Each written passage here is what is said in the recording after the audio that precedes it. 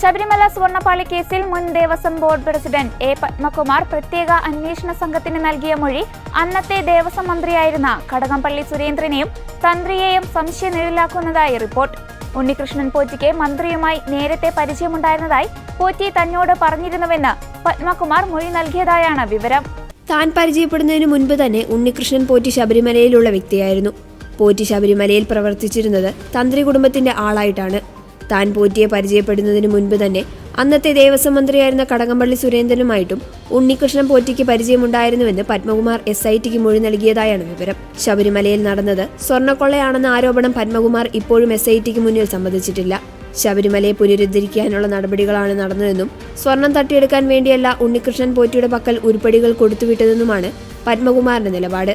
സ്വർണ്ണ ഉരുപ്പടികൾക്ക് കാലപ്പഴക്കത്തെ തുടർന്നുണ്ടാകുന്ന പ്രശ്നങ്ങൾ ഉണ്ടായിരുന്നതിനാൽ അത് മിനുക്കുവാനും ഒപ്പം തന്നെ അറ്റകുറ്റപ്പണികൾ നടത്തുവാനും വേണ്ടിയാണ് കൊണ്ടുപോയതെന്നും ദ്വാരപാലക പാളികളും കട്ടിളപ്പാളിയും വാതിലും ഉൾപ്പെടെയുള്ളവയാണ് ഇതിനായി കൊണ്ടുപോയതെന്നും പത്മകുമാർ പറയുന്നു. ഈ തീരുമാനം താൻ മാത്രമായി എടുത്തതല്ല, എല്ലാവരും അറിഞ്ഞുകൊണ്ടുള്ള തീരുമാനമാണ് എന്നാണ് പത്മകുമാർ മൊഴി നൽകിയിരിക്കുന്നത്.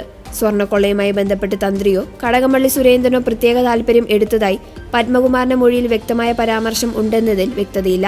ഈ വിഷയത്തിൽ അന്വേഷണ സംഘം കൂടുതൽ വ്യക്തത വരുത്തേണ്ടതുണ്ടെന്ന് റിപ്പോർട്ടുകൾ സൂചിപ്പിക്കുന്നു.